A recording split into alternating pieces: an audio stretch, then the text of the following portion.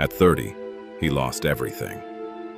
His first business failed, and the world called him a failure. But instead of quitting, he began to rebuild.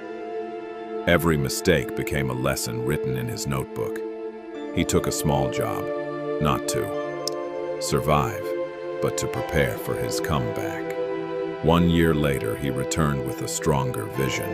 Today, he leads a company where over 500 people work under his leadership. His eyes no longer carry defeat. They burn with victory, because failure didn't destroy him.